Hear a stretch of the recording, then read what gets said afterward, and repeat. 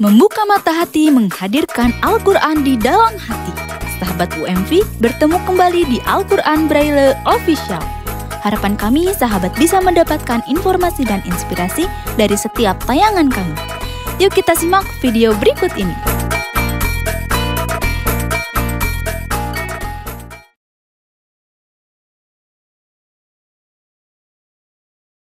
Bismillahirrahmanirrahim. Assalamualaikum warahmatullahi wabarakatuh.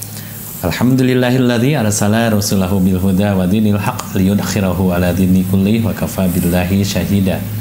Asyhadu an la ilaha illallah wahdahu la syarikalah wa asyhadu anna Muhammadan abduhu wa rasuluh. Sahabat Al-Quran Braille Official, bertemu kembali kita di bukan sekedar membaca Al-Quran Braille. Ya, bersama saya Entang Kurniawan dan Bapak Haji Trio Agus Kusmawanto. Sehat? Alhamdulillah. Sehat atau Kang Haji? Aduh. Pangesto.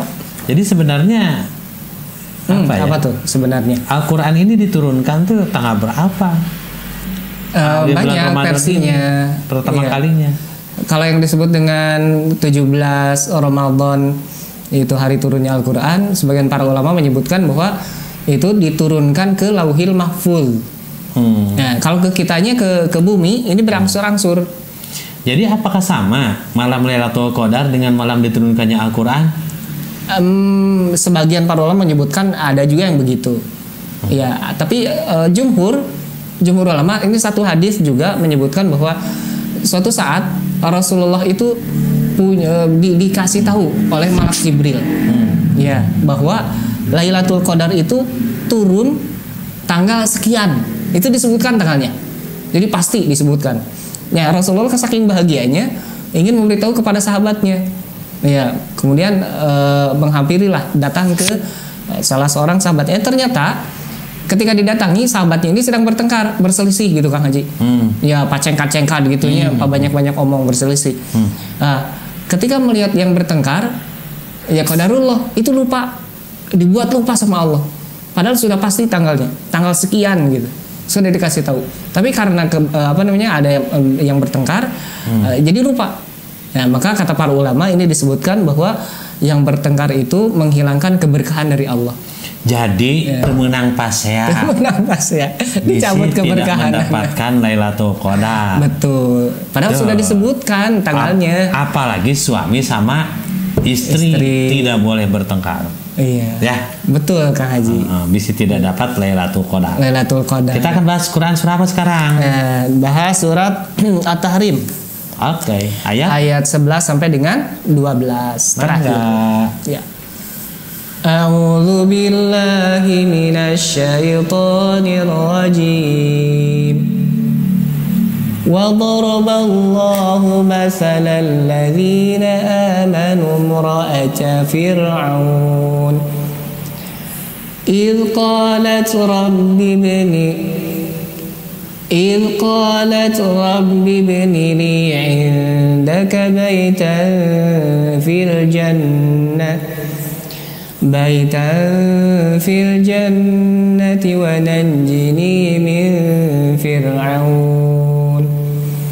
ونجني من فرعون وعمله ونجني من القوم الظالمين ومريم ابنة عمران التي أحصنت فرجها ونفخنا فيه من روحنا وصدقت بكلمات ربها وكتبه وكانت من القانتين سمعنا وأطعنا غفرانك ربنا وإليك المصير. Aku berlindung kepada Allah dari godaan syaitan yang terkutuk. Dan Allah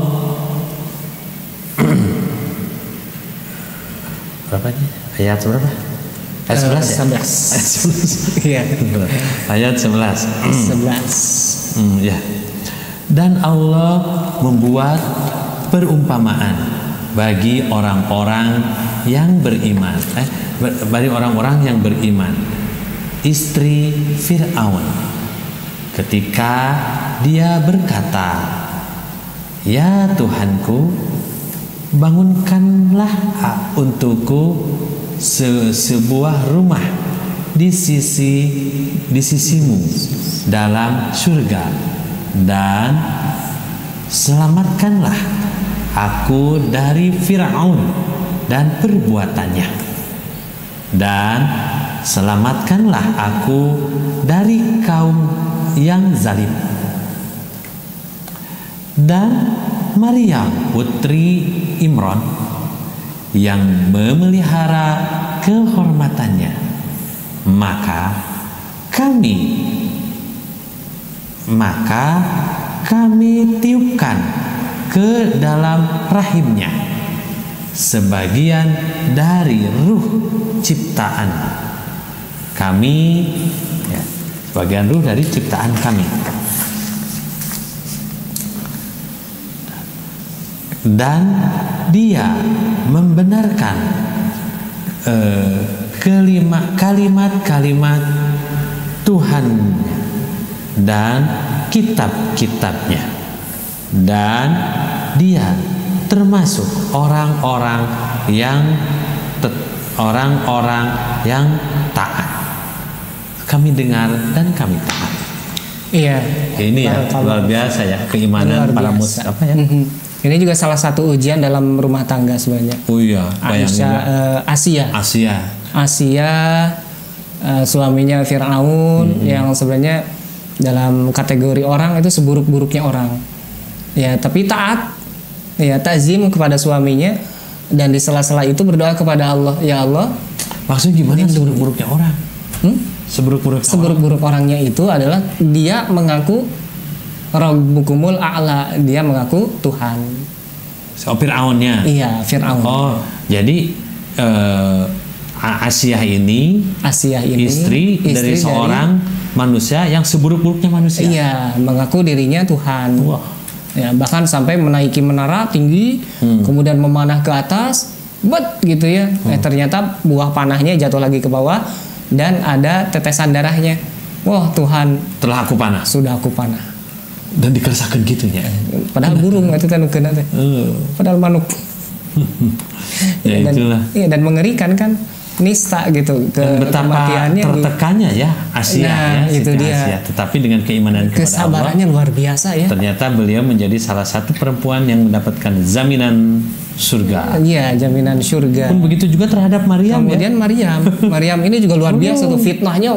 Wah, gede banget, luar biasa, bukan main fitnahnya. Seorang gadis tidak pernah bertemu ataupun berduaan dengan lawan jenis, tapi tiba-tiba hamil. Tapi ternyata tiba-tiba hamil. Dan itu, wah, kalau sekarang ya fitnahnya, dikiranya apa gitu kan?